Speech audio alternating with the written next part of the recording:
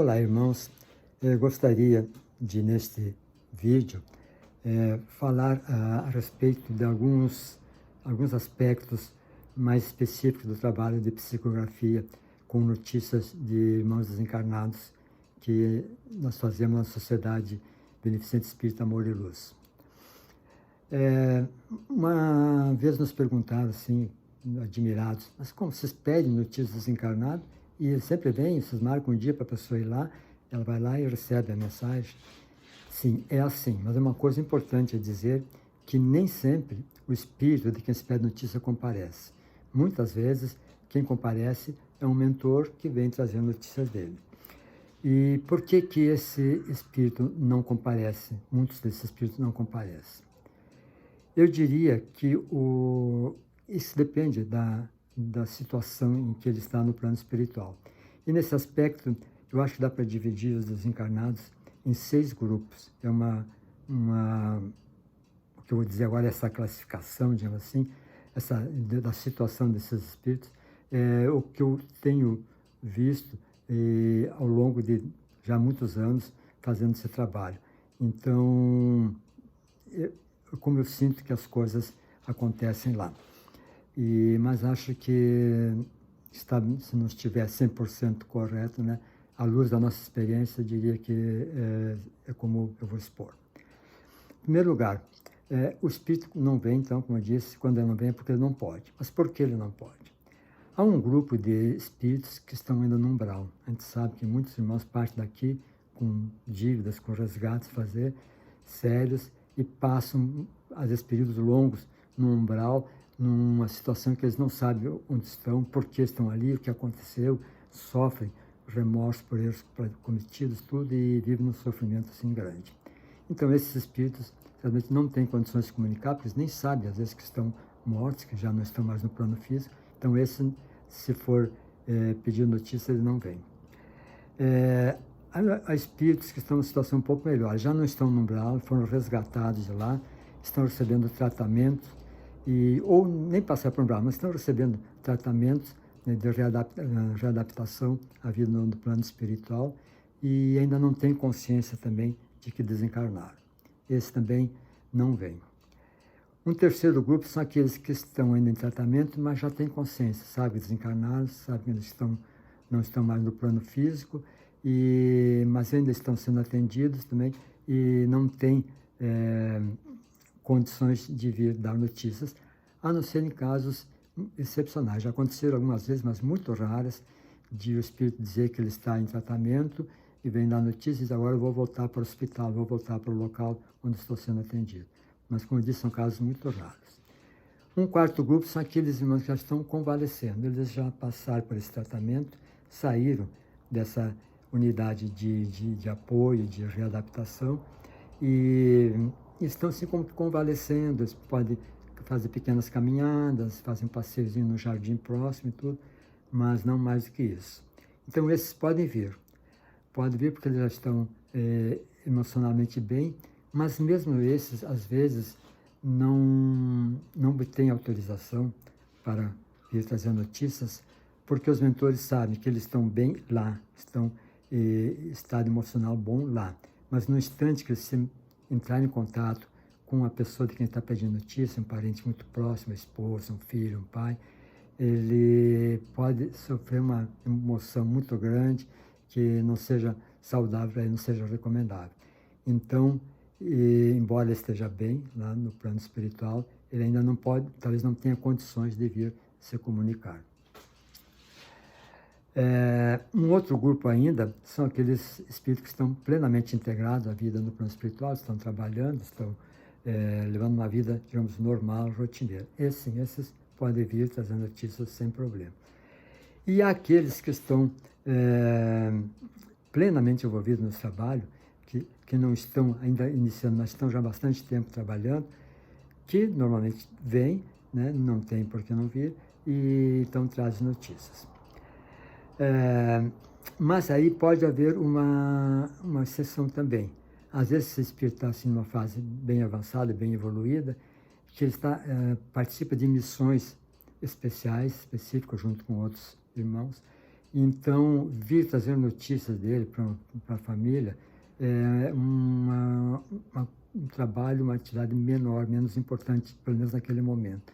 Então, às vezes, pode acontecer dele não vir e vem o mentor dizendo, olha, teu parente não veio porque está desenvolvendo uma missão que ele julga mais importante do que vir aqui dizer como ele está, até porque ele sabe que vocês já têm conhecimento, que ele está bem, e então não era tão importante. Então isso já aconteceu algumas vezes, de espíritos estarem em um trabalho mais importante e por isso não vem trazendo notícias.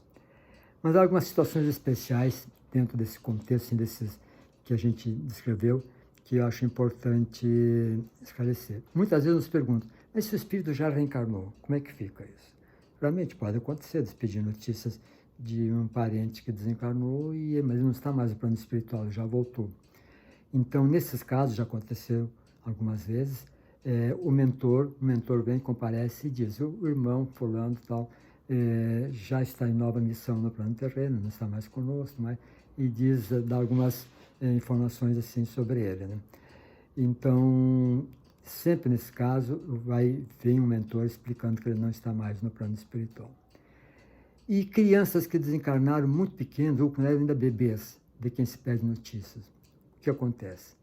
Sempre vem a notícia do bem, geralmente o próprio espírito que era criança aqui, e que vem no plano espiritual, recobrou sua identidade e tudo, e geralmente são mensagens de muito agradecimento, né, aos pais por terem aceitado recebê-los no plano físico, agradecendo pelo pouco tempo que estiveram juntos, né, pelo amor que receberam, a proteção e tudo mais.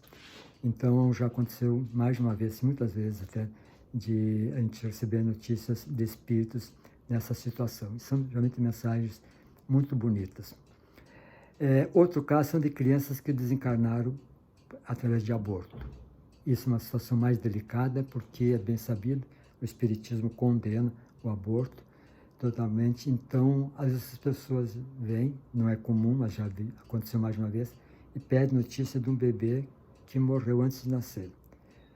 Claro que isso é possível, é normal. Era um espírito que estava ali, não chegou a nascer num corpo físico, voltou para o plano espiritual. Então, não deixou de existir.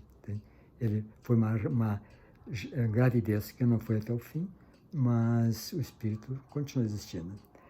Então, quando nos pedem notícias desse tipo, comigo, pelo menos, já aconteceu mais de uma vez, eu nunca perguntei se o aborto foi provocado ou não.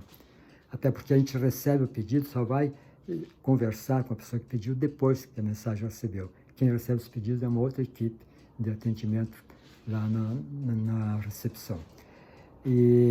Então a gente não sabe a priori se aquele aborto foi provocado ou não. Mas normalmente também nessas mensagens os espíritos agradecem pela oportunidade que tiveram, pelo fato dos pais terem concordado em recebê-lo como filhos, que embora não tenham nascido, são agradecidos por aquele tempo que estiveram no ventre da mãe. Enfim, fazem outros comentários. Mas então é uma situação especial, que já aconteceu mais de uma vez, e então que pode ser pedido também notícias até de um bebê que não nasceu, né? E por último, outro caso bastante sensível, que merece bastante consideração, é dos casos de suicidas. Também, muitas vezes, a gente recebe o pedido de orientação e não sabe que aquela pessoa morreu através de suicídio. E o espiritismo condena muito o suicídio, bem sabido isso, porque é uma violação de um contrato, de um acordo que foi feito quando ele reencarnou. Reencarnou com um propósito e ele rompeu esse acordo, encerrou essa missão antes do final. Então, isso sempre é condenável. Então, é de se esperar que espíritos que se suicidaram estivessem em uma condição difícil no plano espiritual. Mas, para surpresa minha, também pela pouca experiência talvez, eu via que esses espíritos normalmente apareciam, estavam bem, se comunicavam bem, estavam bem no plano espiritual, e depois a gente ficava sabendo que tinham se suicidado. Então isso começou a me deixar intrigado. Mas como? Então a pessoa se suicida e às vezes poucos anos depois vem está bem todo. Então, isso me levou a concluir que tudo depende da atitude do suicida quando se dá conta do erro que cometeu. Ele, no plano espiritual, quando se dá conta que não deveria ter feito aquilo, que foi um erro grave, ele pode ter duas atitudes. Ou ele fica se remoendo de remorso, se condenando, se julgando o último dos últimos, e fica naquela dor tremenda, assim, e sofrendo muito, e aí completamente desequilibrado emocionalmente, então não tem condições de se manifestar e fica, sabe-se lá quanto tempo nessa situação. Mas há aqueles que, mesmo tendo passado por isso, chega um ponto que diz, não, eu errei, eu cometi esse erro sério, não devia ter feito isso, mas não adianta lamentar o que está feito, eu tenho que mudar. E daqui para frente me propor não fazer mais isso e levantar a cabeça e seguir em frente. Então, esses espíritos, esses suicidas, se recuperam, esses suicidas retomam sua caminhada e com essa dívida, sim, mas retomam e com condições, então, de se comunicarem, trazer notícias e dizer que estão bem, conscientes do erro que praticaram, que cometeram, mas estão bem e vêm trazer notícias. Então, esses são alguns dos aspectos que eu gostaria de abordar, assim, situações especiais que a gente vivencia nesse trabalho de psicografia de mensagens de espíritos que estão desencarnados. Eu fico agradecido por essa oportunidade de explicar isso a vocês e quem quiser saber mais, né, pode comparecer à nossa casa quando terminar essa pandemia e a gente voltar às nossas atividades normais. Muita paz a todos.